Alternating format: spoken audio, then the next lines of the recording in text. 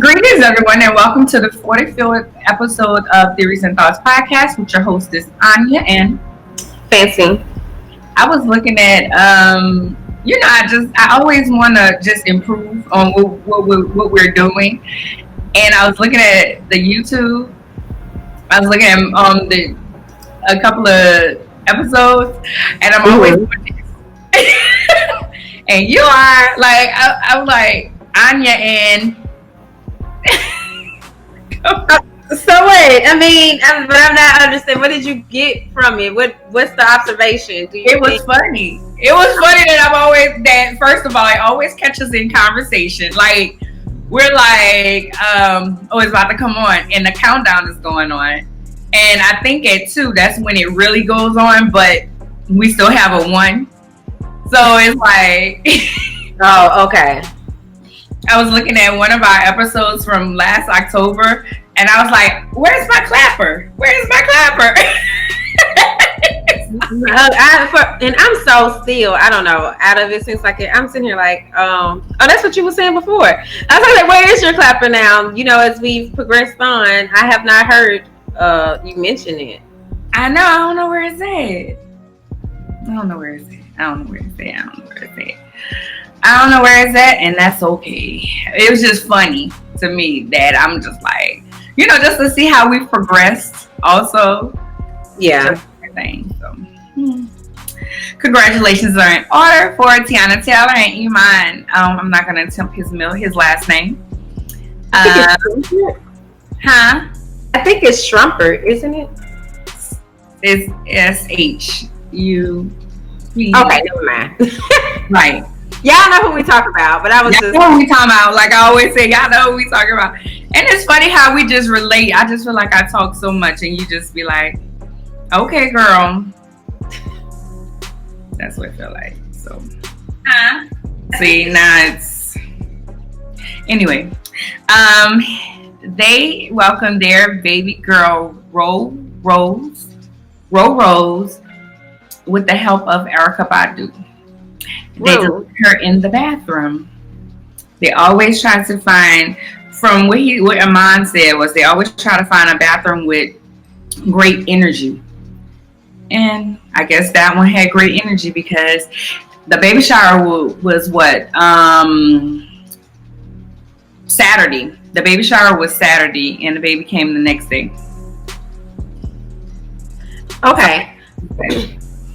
Well, 2 things though. I think it's Rue Rose, because I remember thinking like that was cute. The R-U-E Row. But also, I think because I saw his post, it was really sweet, by the way. But I think he was saying in the future, because she also delivered Junie in the bathroom too. Yeah. So but I'm saying, I don't think they were intentionally, but I don't think that's what you were saying either. But it was just kind of like the way, I don't know, maybe it's just a kind of perspective of reading it. But I thought he was saying like, so in the future, they now know to always choose, a house with a bathroom with good energy, because like this is kind of becoming a pattern or something. But I could have read that. I thought that they were saying that, I don't know, it don't matter. I thought that they were saying that they make it and they're intentional about a bathroom. And I know they didn't want the hospital.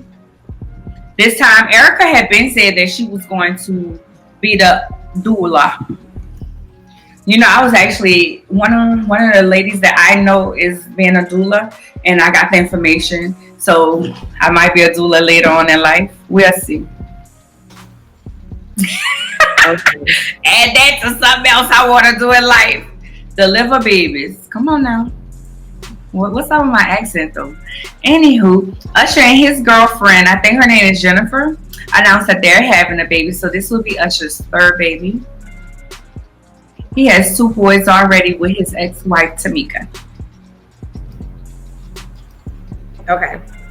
So congratulations.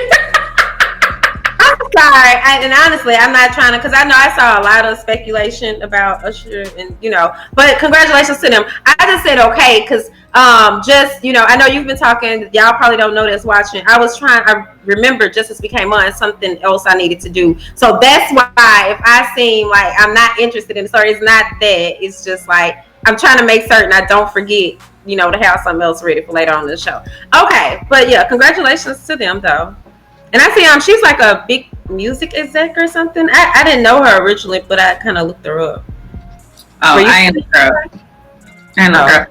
You said you forgot some. I forgot my water. Oh well. Wait, do you want a minute? Nope. I'm going to sit right here. Okay, I stay dehydrated, so I really couldn't. Yeah, but I don't have my tumbler tonight. So I always have my tumbler. Oh well, y'all know what it is. In every video, I have my tumbler. On to some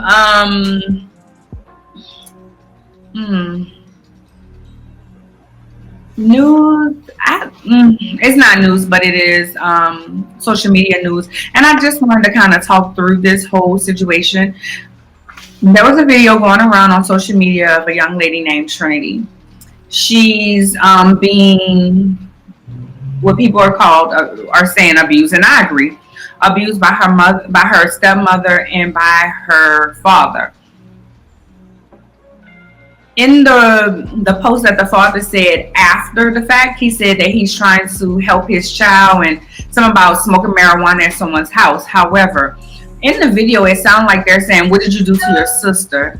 What did you do to your sister? Tell them what you're doing, what you did to your sister, and you have a court case and different things." I want to talk about this because everybody disciplined differently, and people discipline how they want to in their own home. However, I felt that if this is how you're choosing to discipline your child, why record it? Why was it recorded? Were you trying to shame your child, or and then they talked about her mother in the video. The parts that I did watch, I didn't watch the whole thing, but they're saying, where's your mom? Where's your mom? And different things. And, I was, the person that I seen posted, they said that the father was supposed to protect the child, which they are. I feel like a parent is supposed to protect the child from different things. This is one of the reasons why I really, and nothing to anybody that's a single parent or what have you, but that was one of the reasons why I never wanted to have kids without being married. And sometimes I know marriages break up, but through situations that I've had with a stepmother of mine, also hearing about step parents abusing a child is something that now don't get me wrong, I have awesome step parents now, but in the past, and it's one of those things that I don't want that for my child. You know what I'm saying? And she was recording it. The stepmother was recording. She had the video, at first, because my best friend was saying that she thought that they were, that the girl was recording and they came in on her. But no, it was a parent. It was the woman that was recording, and the father was there. They was hitting her. My best friend said they was spitting on her. I believe that it was abuse. I feel like it was abuse. Again, you do what you want in your house with your child, but why did you have to record it? If that's how you was going to do, because then you open the door for public perception, opinion. Mm-hmm. One, and Waka's mother has a little girl now. Okay. So that's your take on it? My take is just, first of all, it was dead ass wrong. It was dead wrong on all the courts. I don't feel like you should treat that child like that. She's scarred for life. And my last thing is, why record it if that's what you was gonna do anyway? I don't believe in shaming your kid like that. But I've seen, we see where they're like, oh, you want to be grown, and they put pigtails in the kid's hair. I had someone do that to me when I was young, like, but I wasn't trying to be grown. I just was developing and different things. So it didn't trigger me, but it made me go back to a time. But I'm not a weed smoker, so that wouldn't have been my story, and I wouldn't have done nothing to a stepsister or anything. However, we see those things that, oh, you want to be grown, so I'll put these pigtails in your hair, you're going to have to wear your clothes like this. I don't think it's the same thing, but both of them are shaming your child, and it can scar them for life. Yeah. But you're a mother. What's your take? Well, I actually okay, so I didn't watch the whole video. I couldn't take watching the whole video. I'm not I don't care how crazy I can get. Violence is just still not really, I just can't. I have an issue kind of with hitting other people. I even have an issue kind of with just even when I did, I guess you say, whip to discipline my kids. I even kind of had an issue with it, and they kind of know, even as they got older, kind of knew that, oh, we really got to be expecting no type of physical whooping, because that's just not.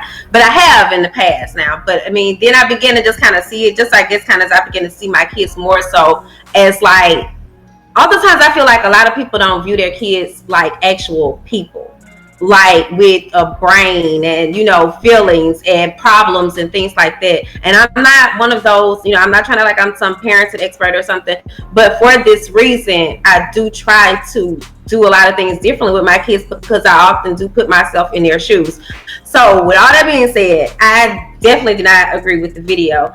I didn't totally know what the girl did. What did you say his name? Trinity. I didn't know exactly what she did, but I did hear something about the stepsister too. And actually, the way I kind of heard it, they kind of went on into a whole different direction. I'm not even going to repeat it, because actually, Dylan, who is kind of like my little viral, she picks out a lot of videos, okay, this gonna go viral. And when she sent it to me and I started watching it, I was like, I'm not gonna share it. And she was like, well, so and so gonna share it. And I'm like, you know what? That's them, but I don't feel like.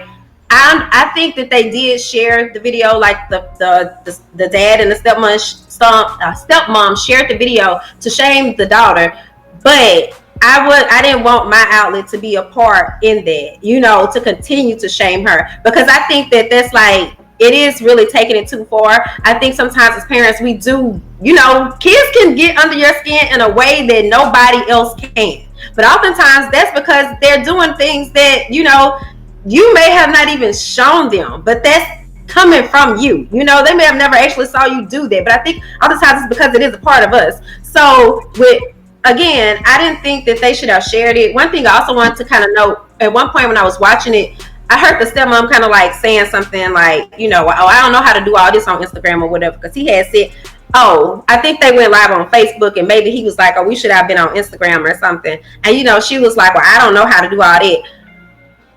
Being that I actually have a situation where it's my youngest daughter lives with her dad and stepmom, that just kind of, the whole thing did not sit well with me.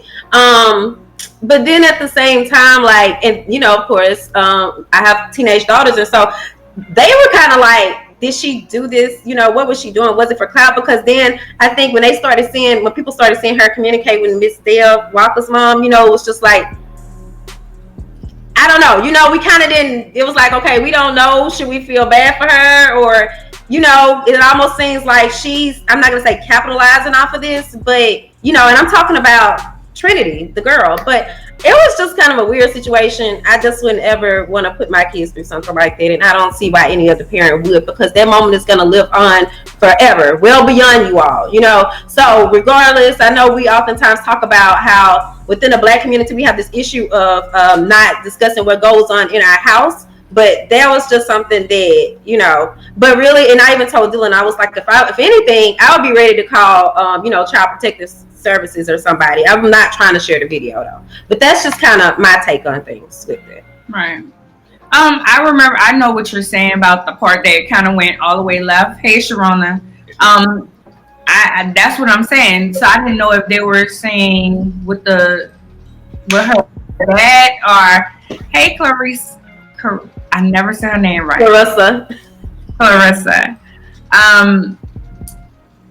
think that she's using it for clout, but if she's gonna get it, if Dab Abney is going to reach out to her and try to take her in from that, there has to be something that's going on in that house for them to even do that. That, I mean, you know, and if somebody's going to treat you a little bit better, I would definitely go to them. So that's all we have on that. Well, to a lighter note, Verzuz, Patti LaBelle, and Gladys Knight, baby. I am on the midnight train to Georgia. On the midnight train. Girl, I'm ready. I'm ready for Patti to be hollering everything. Come on now. I know. You know I get excited about stuff like that.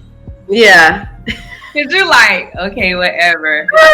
I'm excited, honey. I am excited. I need Anita Baker to come on too now. Come on now. Patti about the clown. Okay, she about the okay. I wish you could see Libra down here laughing. Laughing at me.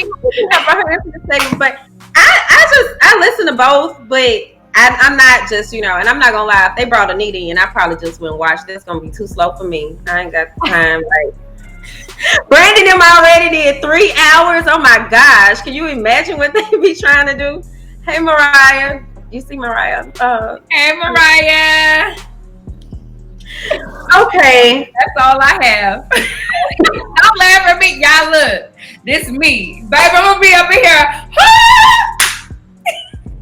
Text me. I will text you what songs I want to hear, and you just text me when it's time to come. But I will say, in the 3rd grade, my class won when we sang "Midnight Train to Georgia." Though, like, you was texting me like you was texting me during Brandy and Monica, like, when they gonna come on?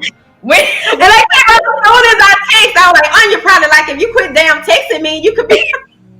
I don't have the patience for that, though. Y'all better come on here. Let me tell you, you and Anitra both was texting me. So when they coming out there, Anitra like, well, I ain't like that song by Brandy. At least she wasn't texting me throughout. She was like, well, why she play that? What song is? I'm like, girl, stop. Stop asking me that. Enjoy. But okay. Well, y'all, I actually have an important message to share tonight right before I bring our guest in, because I know it is 7:20, but I wanted to take a minute to talk to you all about something that is important, and it's voting, because the election is November the 3rd, but there's also going to be some local elections taking place as well. So I know that, or at least I would think that we all know how much we have at stake right now, you know, how important these elections are, as well as there are being quite a bit of conflicting messages all of a sudden coming out. And I kind of think it's too late for that. Like, you know, if y'all wanted to do all this, we should have been trying to do this last year, prepare for it now. Don't come into this election with it. We might have to hold those ideas off for the next 4 years. That's kind of me personally speaking. But either way, we do know that this is really important. So elections have consequences, and the unprecedented circumstances that we are living in are a clear example of that. When a country, state, or a local government lacks leadership, the effects can be felt in every aspect of our lives.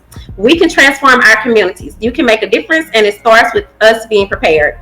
We have a lot at stake in the next coming weeks. So will you rise to being the change maker? I want you all, or I ask you all, to join me as I'm going to be also joining in. I'm not taking part in this event, but I'm actually going to be watching. So tomorrow evening, Metromorphosis and the Power Coalition is going to be hosting the mass meeting on what's at stake to find out what you need to know about voting in the pandemic. The meeting is being held online, and you need to register in advance. State Representative Ted James, Ashley Shelton of the Power Coalition, Sybil Holt, and Representative Royce DePlaces are going to be able to break down and tell you what you need to know and how to be able to safely cast your vote, which we know is like really important, because that is one reason why some people are doubting going to the polls. Also, Raymond Jessen of Metromorphosis is going to be moderating this panel. So You can't afford to miss it. I actually do have an interview that I'm going to be doing tomorrow online at 6, but as soon as I finish, I will be tuning in. And I know since it is going to be a panel that they might be on for at least a good hour. So if you might not be able to catch the beginning, but do try to catch some part of it, because I know that they're going to be giving out a lot of useful information. And even if you aren't within the Baton Rouge or East Baton Rouge parish community, then you can still learn something that can possibly help you with your other, with wherever you're at and wherever you're planning to vote. So I'm going to drop the link to that for you all to be able to join in. 1 second. And then I promise you I'm going to be getting into Libra. I just wanted to make sure that I took the time to let you all know about that, because it's important. So I agree with you on we should have been talking about them ideas before. Don't come up in here with this. Don't come up in here with this talking about, we need for the black. We should have been saying it. We should have been saying that. Thank you, Lisa. Okay, so but I'm glad that y'all also agree, because I did see some stuff today. So y'all, bringing in our guest now is Miss Libra J. Hicks of Our Children's Story. And Libra, I'm going to let you kind of introduce yourself to our audience and tell them about the organization and yourself, because I know you can do it better. So that part. My name is Libra Hicks, and I am founder president of Our Children's Story, a nonprofit organization that services the special needs community. Since COVID, we've actually moved to a more virtual platform. We have a specialized group where we offer programs and services through this group. Since COVID is here, we can't be in the homes and really touch the community like we normally do. So we've moved to a more virtual platform, which has allowed us partnerships with people we wouldn't have been able to partner with prior to COVID. So it's been great. I don't know if you guys can see, but we are in my center. I've partnered with AG Educational Group. She's actually on another meeting. I partnered with AG Educational Group. We have a digital learning cafe and parent resource center. And it's an inclusive cafe where if the mom or dad or family are not able to do digital learning at home effectively, meaning your hands in, being available to answer questions because you may be working from home or you might have to go into the office, you can bring them here and we will nurture them and take care of them. We will do tutoring. We will sit with them with digital learning. It is inclusive. We do take special needs children. We're not doing medically fragile yet, but we are taking children who are moderate, not severe, and we are assisting the community. We have scholarships that we are awarding for the cafe. So it's a lot of things going on, girl. It's a lot of things. Good. I'm like, okay, Libra, look, I'm excited for you all, because I know that the work that you do is really important. Also, I just kind of want to back up 1 second though, because you didn't really tell everybody. You went into like y'all got a lot of good stuff going on, but also let them know what Our Children's Story does. So what we do is we do a lot of support groups. We do a lot of education on IEPs, how to advocate effectively. We do a lot of financial training. We teach families how to manage their finances. One of the things that a lot of families do not consider when you're caring for a disabled loved one or elderly is, what does the future look like when you are no longer, or if something happens to you tomorrow? What will happen going forward? A lot of families don't understand that the state gets involved and your child then becomes awarded to the state. There's a lot of planning that goes into making sure your child or your loved one that you're caring for is taken care of. We take care of doctor's appointments. If you can't meet the copay and we have the budget, we will cover that. We've covered prescriptions. We've done utility assistance. We've done groceries. We've done medical supplies. We've assisted with raising money for funerals when children have passed. It's a lot that we do. I don't have it's kind of hard to bullet point exactly. It's kind of like if there's a need that needs to be met and we have the budget to meet it, then I'll meet the need. So that's pretty much what we do. It's a lot under this umbrella. With the sisterhood group, we're going to be able to stream the gala. People that typically wouldn't have access to come physically to Georgia to participate are now able to participate. I've had honorees in other states that can participate. I'm not just limited to Georgia. So that's pretty much, inclusive opportunities. We do a lot of that. It's not a lot of opportunities for the special needs community because unfortunately society says what pretty is. If pretty does not meet the standard of society, guess what? You don't get an opportunity. So for me, it's important. I have 2 boys with special needs. My oldest son, Anthony Jr., he's 14 and he has cerebral palsy and epilepsy. He's 100% dependent. No one's going to come and offer him anything. And if they do, it's out of sympathy. It's never for what his value is, what his being is, what he offers this world. Because of his physical limitations, he's been written off. My youngest son, Lyric, who's 4, has autism. They deem him incapable because he might just need a few corrections, just a little bit redirecting. But based on society, he's not good enough to have the same equal opportunities as a typical functioning child would. So we do a lot of events to make sure that they are incorporated, that they feel important. I have a DJ who has cerebral palsy. I make it a point to hire him whenever I can to keep him employed as much as I can. We just don't, that's why I'm here. We just don't get the chance. And so I'm here to give it. And I remember meeting the DJ. Even as you were talking, I was thinking about him then, and also even with the vendors that you had at the last gala, and I don't know, this wasn't just one of my original questions, but just, because I really think that what you're doing is so important. And then also, Arnya, I'm like, dang, I'm kind of cutting you out because, but I just kind of, one thing I think that has been hard just for me, even like when I'm trying to report on this, like you mentioned something at the gala, and I think I quoted it in the article just in the recap when you said that about like people often say I can't imagine, and then you was like, you don't have to imagine because I'm telling you, and that always really makes me think twice now.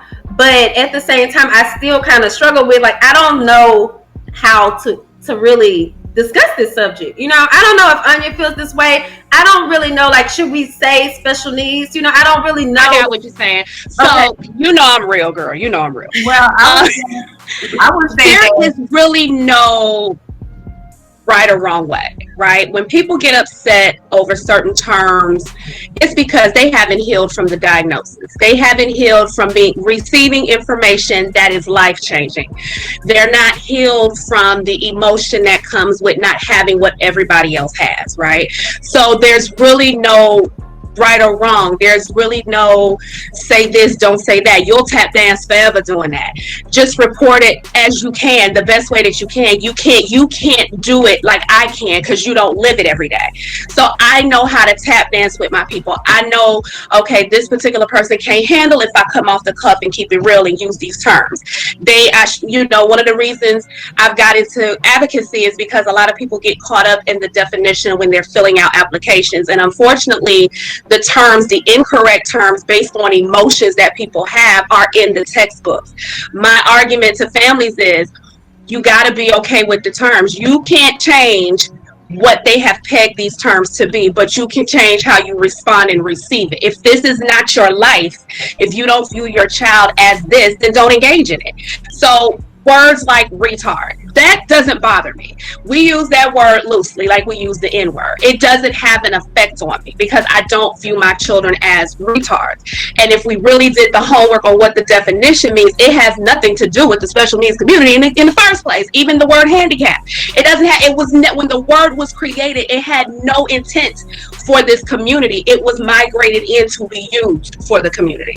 So there's really, for you, report it as you can, the best way you see fit, the best way that your heart tells you to do it. That's the best way to do it, because otherwise you'll tap dance and you can't do that. You'll become a puppet, girl. They emotional, and I get it because I've been there. I know what it's like to get hit with stuff, and with Moo, my oldest, I call him Moo.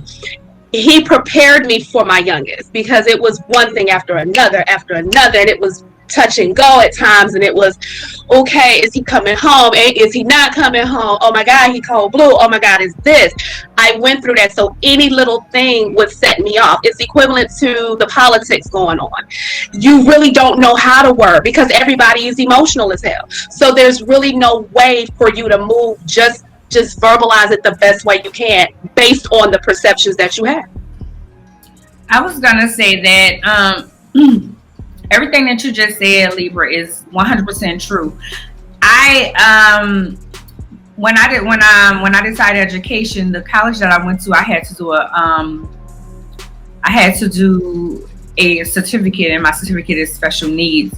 So I say special needs or special education in the teacher room. My degree is education. So we say special needs or special education. I actually adore special needs kids. They are the sweetest kids. They are so loving. I first was introduced to just that whole aspect. Yeah, you have the kids when you're in school, but as an adult, I was dating a guy, and his nephew had autism. And we were somewhere, I think we were in the hospital. His mother was in the hospital, and his nephew had climbed all on me, but I was okay. Yeah. I was like, I'm 20 something, early 20s. And he's just kissing on me, and he's just all over me. And that's when I fell in love with it. So it was kind of, you know what? If I'm going to do this, I want to work with special needs kids. I want to work with autism. I want to work with emotional disturbed behavior. I want to work with all the rest of these kids that nobody else is going to want to deal with. Right. And you said something. You said that you employ them because other people won't. I'm like that with Black people. Like, I employ Black people because I'm like, intentionally go find a Black doctor in this or this, that, the other, because nobody's going to employ them. I don't know if you remember, I met you last May at the conference. Yes, ma'am. Absolutely love everything that you do, and I applaud you for having your own kids and still having a heart to help everyone else. But it puts you on the front line to decide to,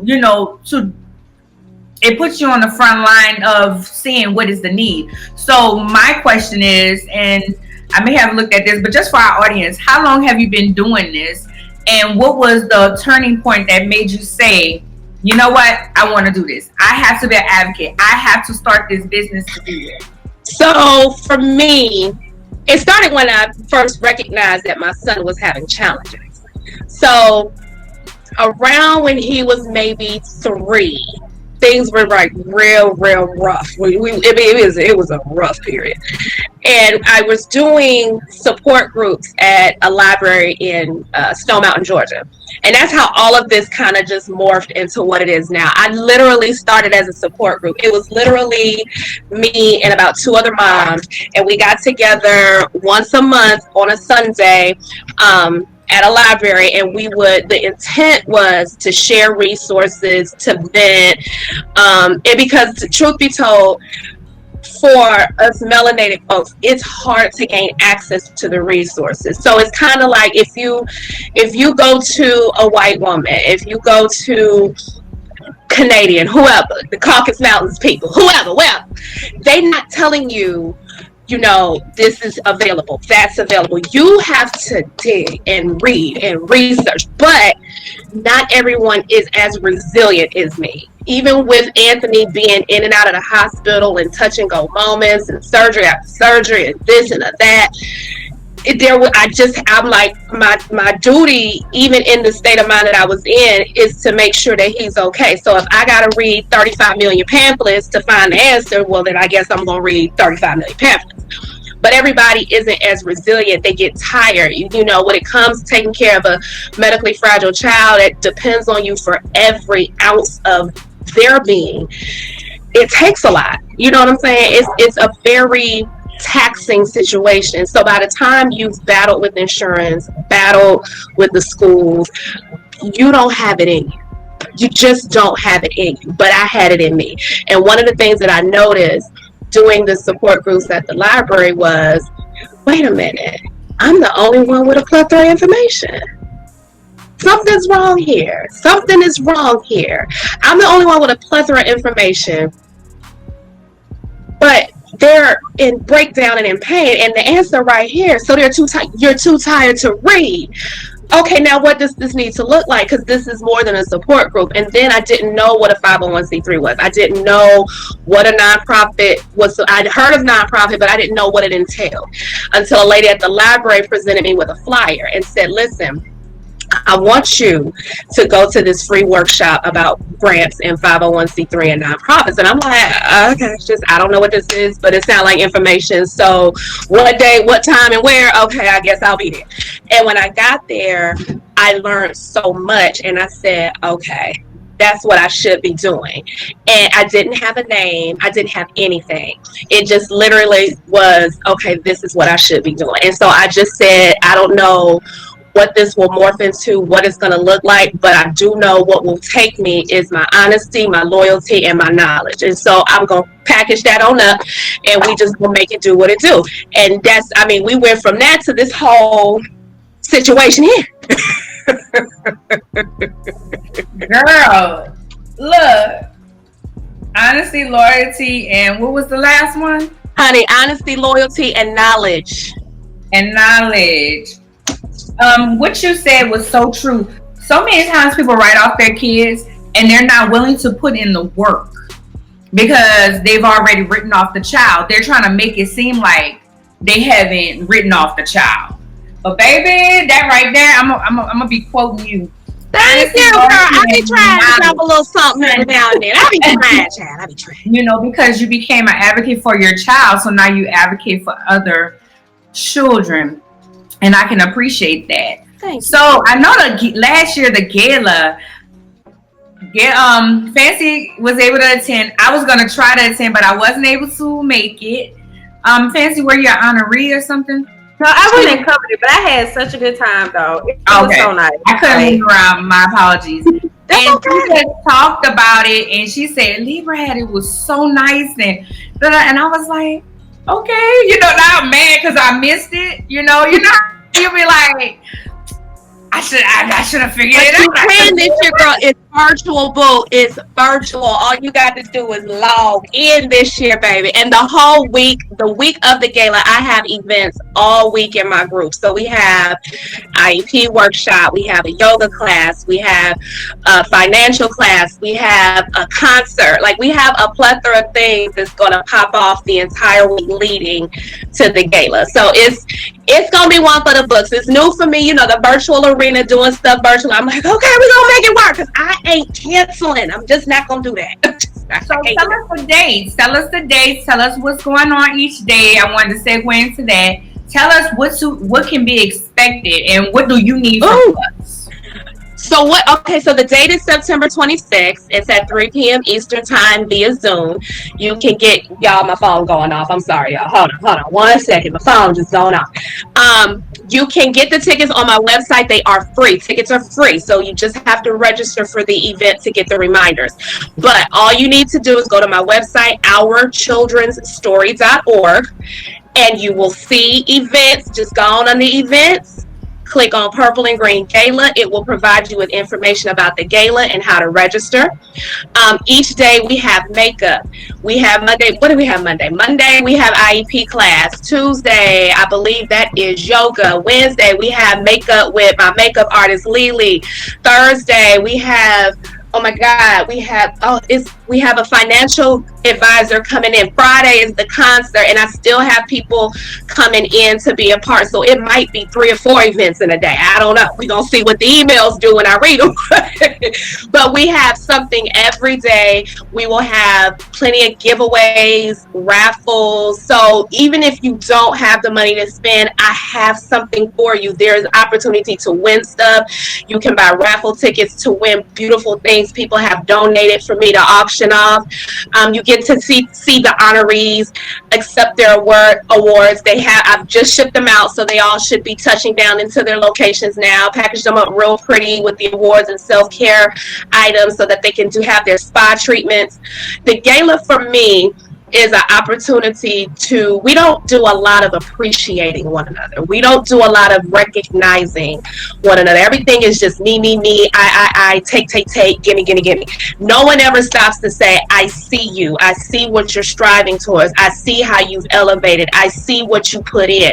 I value you. I appreciate you. We are so far beyond that. And through my organization, not only am I helping families that care for loved ones with special needs, but one of my biggest goals is to dispel that Black women can't do business. Yes, we can. She over here, I know she ain't trying to get in this camera right now because she just came off her meet, and I ain't gonna put her on the spot. But but she got the nerve to be watching y'all. I see her coming. I'm thinking, Lisa. Say hey, Lisa. Everybody say hey, Lisa. There you go. Hey, Lisa. Hey, Lisa.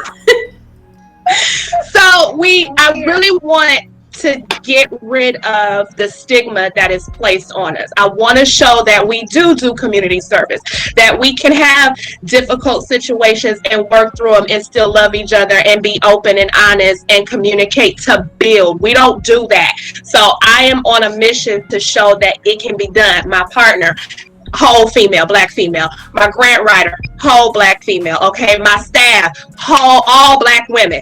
So I'm here for it. This is much bigger than me. When you fully walk in your purpose, and then I'll shut up. When you fully walk in your purpose, there's nothing that can actually stop you. There's not a distraction that can take you off your path. There is nothing that can keep you from reaching that. My goal is much bigger. It's beyond my children. It's beyond me. This is you. This is Fancy. This is Lisa. This is everybody that feels stuck and incapable. Every move is purposeful so women can see it can be done. There is no trying. Honey, I'm right here and I'm doing it all, and I'm going to lay it out so you can do it too. Wow. I love it. I just want to say, when you said it about like when you're operating in your purpose, it's almost as if, because to me, I began to see it as if like everything almost becomes figure outable. I don't know how you say it, but like you start to just be like a lot of things before you might would have been like, oh, I don't know how I could. Now it's just like, no, I just need to figure out how to get this done, and I know I can make that happen. So I totally feel you on that. And then there was also I wanted to ask you, because I have this Linktree link up on the crawler. Is that one still good to use? Yes, that is good. That is a Linktree will put you directly into anything. If you click on the Purple and Green Gala, it'll drop you into registration. If you want to learn more about OCS, it'll drop you on my website. Linktree is so much easier. It gains you access to everything right on site. Girl. It definitely is. I also wanted to know though, like, what is when you mentioned the IEP, I wasn't familiar with what that is. So IEP is an individualized educational plan, and it's individualized per each child. So all it is that the school system, you'll do an evaluation to see what services and what programs the school system offers and that you may qualify for. Now, the sticky thing with that is that's where the advocacy piece comes in, because unfortunately what the system will do is try to shortchange you, especially us melanated folks, and they bank on us not reading, they bank on us not knowing. So that's where the advocacy comes in, because parents really don't know what their rights are, what they are entitled to, what they have access to. Sometimes information is left out. Sometimes they will dumb it down and intentionally not give you stuff. So it's a lot. I mean, it's pretty much what it is, but it's still some intricate things that have to happen in order for Black families to be treated fairly, and that's why the advocates are needed. Correct, because it's kind of like this. If your kid cannot take a test, something as simple as they're not good test takers in any form. Right, I know what you're saying. Right, have a whisper phone where he can whisper, he can say it out loud, and he hears it. Because some kids have to hear what they're saying with ADHD and things like that. So it could be something as small as that. It could be something as small as when they're taking a test, they're taken out of the classroom, and someone is reading the question to them and teaching them. My nephew had he had inclusive and exclusive, so he had someone that would come in and work with him. And this is for all students. Like, they can have a person come in and work with them on their work inside the classroom, and then they have times when they take them out of the classroom and work with them individually. So IEP for a special needs kid is so important, and that's when you have to advocate, because if you don't know that my child needs to hear this in order for them to do it, if they banking on you not doing it, they're not going to do it. And these things are free to the child. This is free to the parent, you know, and different things. It's even in college. You know, with me being dyslexic, there's things that I could have tapped into, but I was like, let me get out of here with this degree. Right. Right. There's different things, but you have to read, like Libra said, you have to read up on it. You have to know what your rights is, and you have to force them to do it. Wow. I have never heard of that, but I have been kind of just since you all are, you know, I'm kind of seeing it maybe possibly even kind of along the same lines of like how with children being labeled as 504. And like my therapist was actually telling me that it's actually kind of beneficial for us to allow our kids to be labeled that way. Whereas like pretty much for as long as I've been hearing it, because this is still kind of new to me, just kind of like helping a family member out beginners kind of learn about this. And everybody was like, oh no, don't want to be labeled that, you know? And so I was like, oh, okay, so we're supposed to keep this a secret. And then as I was talking with my therapist about it more, she was like, why are you all doing that? Don't you realize that there are benefits to that? You know, don't you realize that could actually be the scholarship? You know, that could be how so-and-so pays for college if you go through with it. But initially when you hear that, you know, you begin to think it's a bad thing. And she actually told me that it's a lot of people that don't look like us that actually allow their kids to be labeled this way so that they can get those. You know what's funny when you say that, Fancy? And I'm going to just keep it 100. Us melanated folks have got to stop being so emotional when you hear certain terms. Because when the white folks go do stuff, they using all them terms we get bent out of shape about. Every term that you are bent out of shape about is what's getting them into them doors that you complain about wanting to be in. You just don't want to play the game the way it needs to be played to get into the door. And then when you make it in the door, you change the rules. Yep. You want to change the rules, tell them how you going to come in their house, how you going to rearrange their furniture, child. And they not about to let you do that. You work a lot harder, not smarter. You play their game, you learn the rules, you get in the house, let them like you enough to change up some things, and then you can make some moves. But all this hollering and screaming and gimme ain't gonna do nothing. Them terms that move you to cry and flip out and do all that unnecessary emotional mess is what's keeping you from having access to what you need to have quality of life. If we could understand that them emotions is what's causing you to not have, you might get a little something. I'm just saying. I totally agree with you. And that's my tea. I remember, you're so silly. I remember when I used to nanny, there was a little boy, and you know, with an autism kid, they don't like to be around. Well, they can be around other people, but loud noises. Yeah.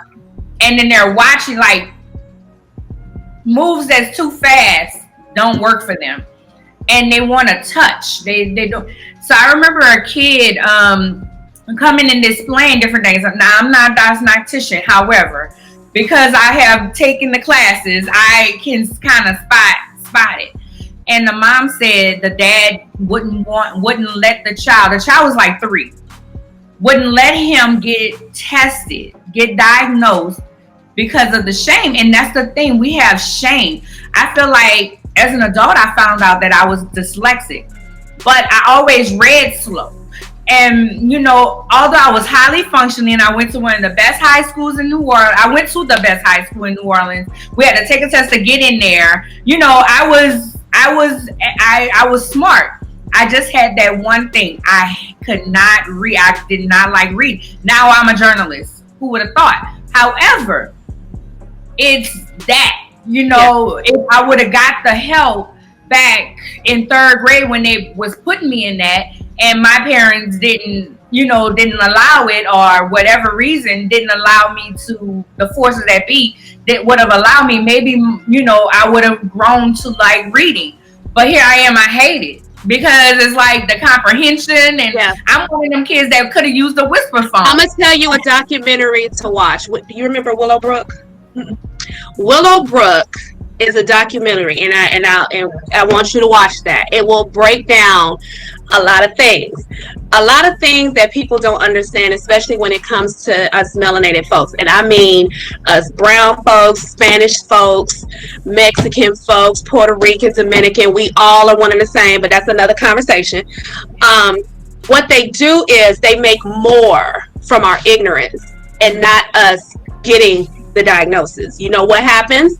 What we do, we turn them over to the state to take care of them because now we stressed as hell, right? So now we put them in these group homes. What you think is happening in these group homes? Their spirits is being broke down because there's abuse.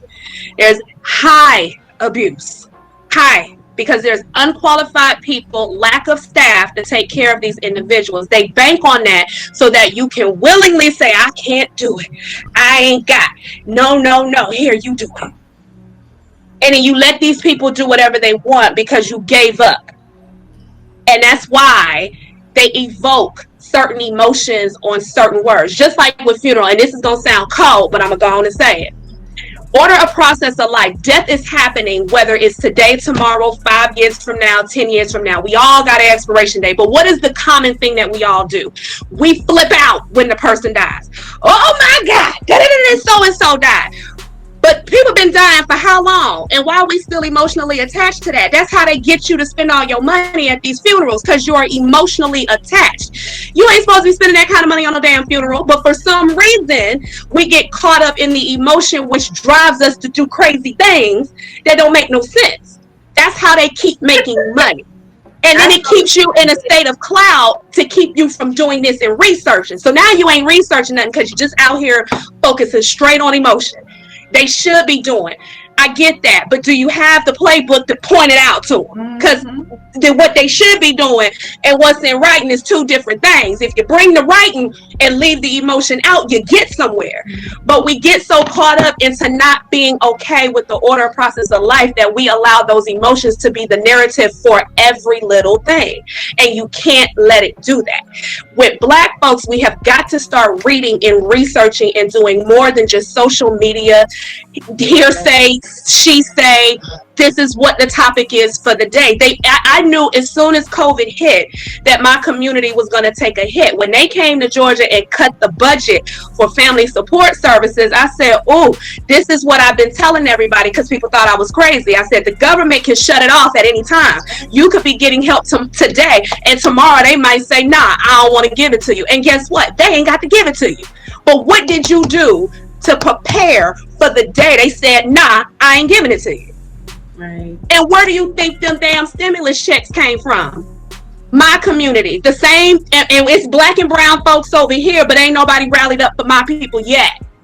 Everybody was team get the stimulus check, and I'm like, oh, that's about to hurt my people over here.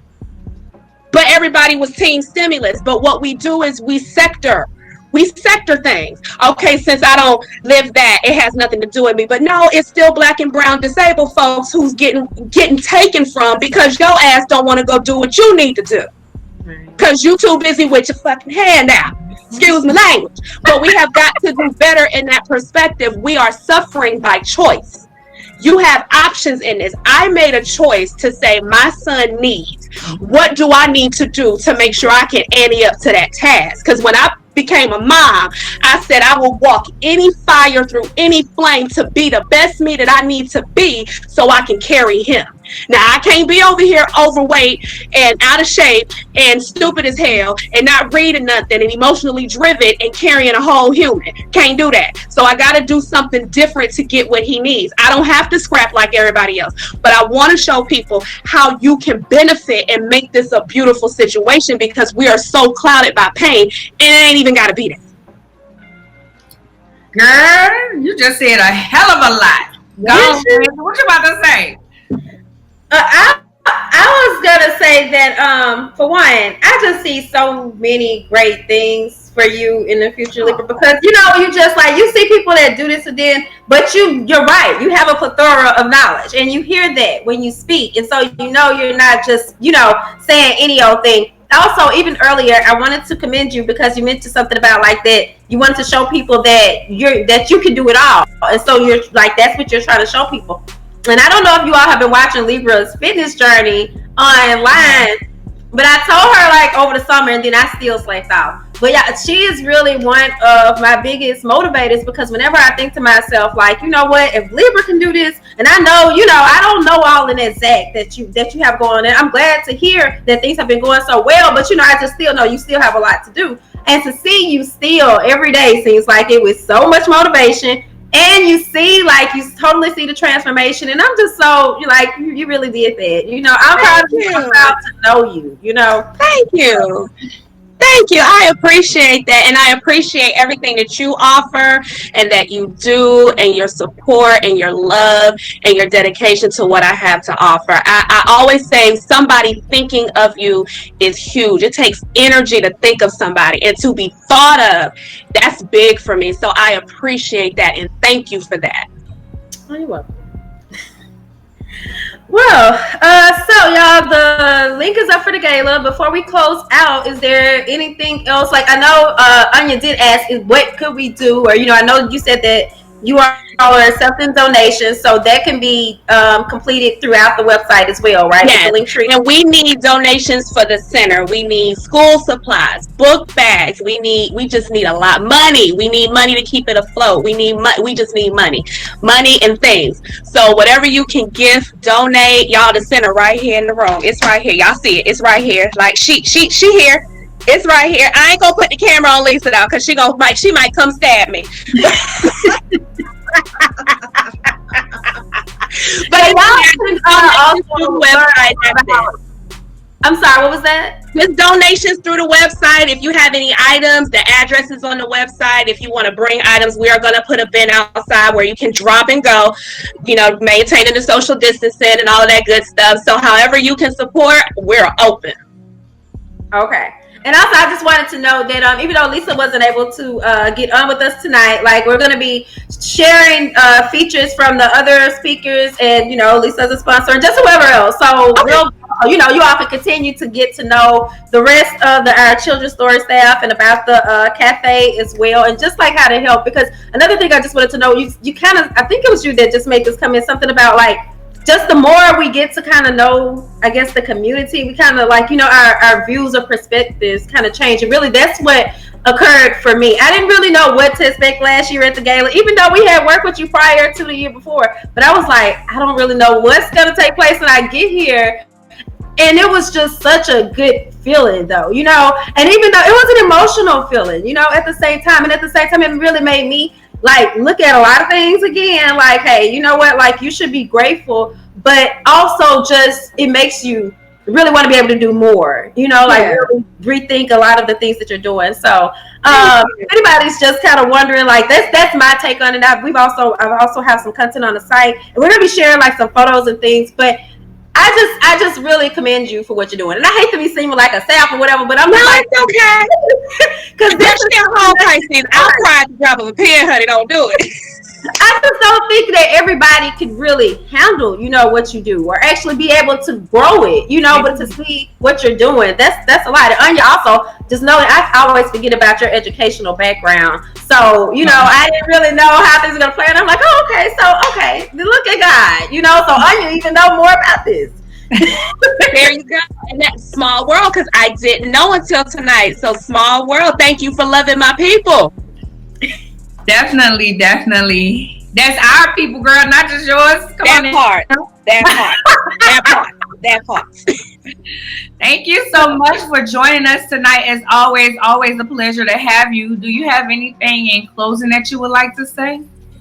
Just live. The only thing I got is just live in your purpose. When you live in your purpose, everything aligns. You don't have to force it. You don't got to find time for it. It's going to all fit in. It ain't got to make sense to nobody else. Just as long as it feels good to you, you move. When it don't feel good, you don't move. That's all I got. All right. Well, you have a great evening. You too, guys. Thank you. Bye-bye. I had to write that down because I'm putting that somewhere. Living your purpose. I don't care how many times you hear something, but sometimes when you hear something, you know, one thing is like it sticks on you. And we always hear living your purpose, but it's so real when you live in your purpose and when you watch someone who actually loves doing what they're doing. And it is hard work. It's very hard work. I've been in classrooms where I've been to special needs schools where that's all that's there is special needs kids. Because I have to do observations and stuff. I've been in there where you have kids that they have to run down and grab because they leave out their physical and stuff. So in order to do that work, it's very hard. It's physically, like she said, and you cannot walk in your purpose a lot of times if you got all the rest of that on you, health and thinking about other things. So yeah, I appreciate her. And you guys make sure if you can, hell, Amazon. I was sitting here like, can we do a Walmart? Like having something shipped, some school supplies shipped. Oh, look, I was trying to think of what we could do. What we could do as well. So yeah, like but I didn't understand the Amazon part. But you can, we can discuss later on. But I definitely think, for those who are watching as well, if there's something that you can do to help, or even if there's something that maybe we could do, and then just include our viewers or whatever, like if they wanted to, and we all shoot out at one time or something, that would be a good idea. That would be a good idea. We'll talk about it. Okay. All right. So we did not have a second sponsor for this evening or anything else to discuss, but Anya, do you have anything going on? Nope. Just me, LadiCEO. I did reach out to some people. My next conference will be Seriously Single. So go ahead, make sure you follow me. Ladi.CEO on Instagram, LadiCEO on Facebook. I'm _A_LadiCEO on Twitter and LadiCEO Media. I will have some things coming up. I reached out to some speakers. I just kind of play it by ear about who I need to have a part, and God just really did that for me. Don't forget, you guys, let me tell y'all something. We bring some people on here with great information. I was sitting listening to, as I said at the top of the show, I was sitting listening to, watching one of our YouTubes today, and I was like, dang, she's smart. Like, we bring in some really good people, so don't forget to share, to like, subscribe to both our YouTubes, go to the website. We have some things up there that's very informational. Don't forget on Spotify, please, y'all. Like, I want Spotify numbers to go up, and we do. You're right about that, and I think I'm already knowing which interview you were talking about. But I kind of listened back to the interview too. I said I know that that's going to definitely be one I refer back to at times, because that's one thing we learned. I learned. I think you said that before. We kind of just still learn with you all, but it is a lot of information, good information that's shared. Right. Tonight I have on Black Men Make Me Smile. This is not my shirt. I don't remember where I bought it from. I think I just seen it on Facebook, on Instagram, and was like, they do. So let me get this. Always trying to support people. If you would like to be a sponsor, don't forget, you can email me, arnya@ladiceo.com. I was going to say something else about the people that we bring on. Oh, we bring on people. When we first started this, also, this is our anniversary month, y'all. I'm so excited about that. And next week we'll be talking about PCOS. But until goes with the PCOS.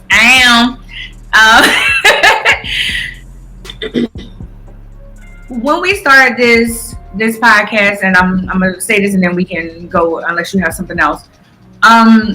It was to bring attention to things that affect our community and show that women can talk. So when Libra said that women can do business, that hit home for me, because that's what we intended on showing, that we can talk, we can have discussions. We don't have to always agree, but we're going to always love each other in the process and through it.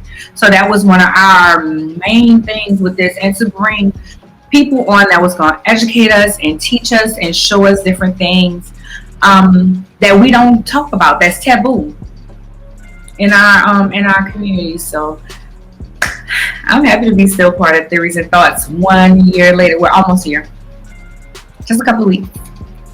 Okay.